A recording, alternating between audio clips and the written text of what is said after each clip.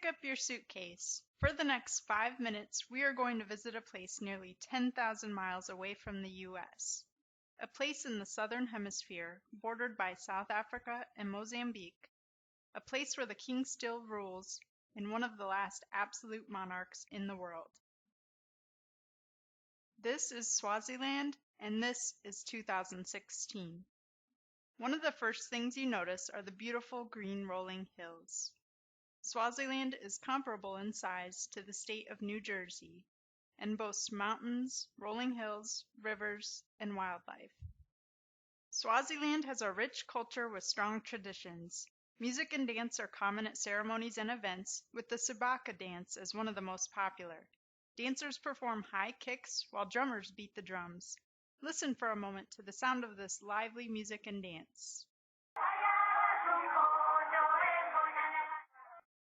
The Swazi people you meet are warm and friendly.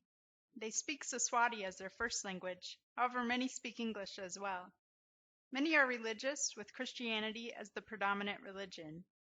The population of Swaziland is around 1.1 million, and the crime rate is low. Stepping further into Swazi villages, you see a mix of traditional beehive-type huts with thatched roofs, as well as more modern-type dwellings. Some homes have electricity and some do not.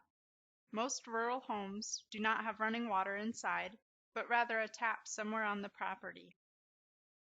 If you need to use the restroom, you may be pointed to a shared latrine, like this one, somewhere in the community. And if you're lucky, you may be greeted by one of the resident farm animals, too. Subsistence farming is a way of life for many people in Swaziland.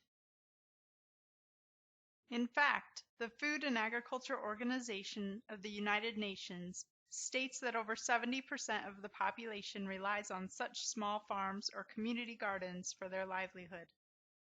Droughts are a frequent problem in Swaziland, however, and 1 in 3 Swazi people may be undernourished.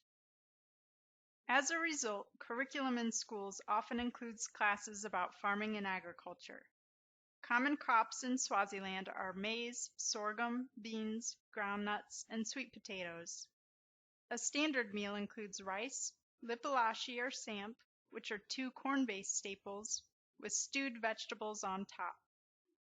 Most children in Swaziland attend 7 years of primary school starting at age 6.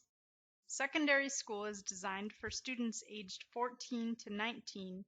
However, many drop out due to the cost and need to support the family. Outside the school, you see grandmothers, known as go-go's, making large vats of food under shelters. The food is to be given to the orphans and vulnerable children, or OVCs, of the community. Sadly, OVCs make up nearly half of the Swazi population under 18. Take a moment to think about that.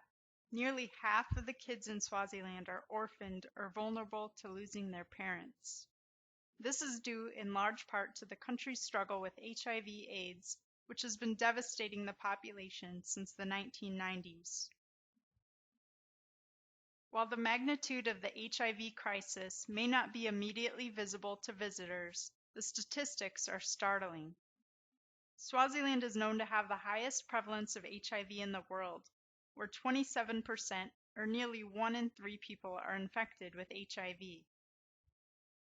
To make matters worse, Swaziland also has the highest rate of tuberculosis, or TB, in the world. According to avert.org, 80% of those who have TB in Swaziland are also infected with HIV.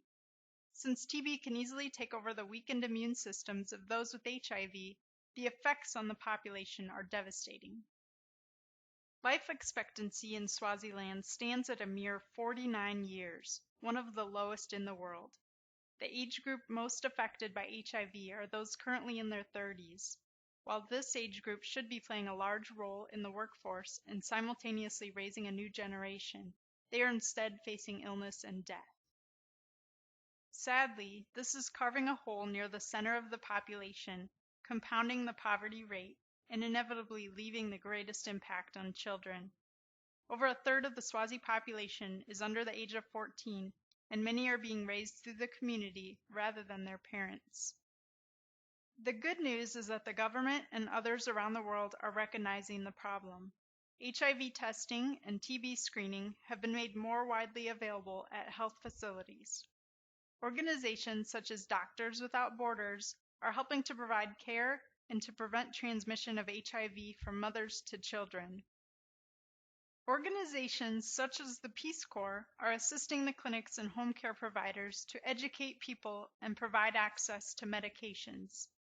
The volunteers also participate in a range of other projects to support students, OVCs, and other members of the community. U.S. foreign aid has also contributed to progress in the area. Medications to fight TB and AIDS are more readily available in part because of PEPFAR, or the President's Emergency Plan for AIDS Relief, which has saved millions of lives in Africa since it was started in 2003. As you return to the U.S. from your virtual trip, you have time to reflect about what you learned. You recall the beautiful countryside and the warm people. You think about how life is different from what you know, and how people are struggling mightily against disease and poverty. You consider ways in which you can learn more and help combat the challenges facing this small nation. Along with the Swazi people, we can work to make tomorrow better than today. Thank you for taking this journey with me.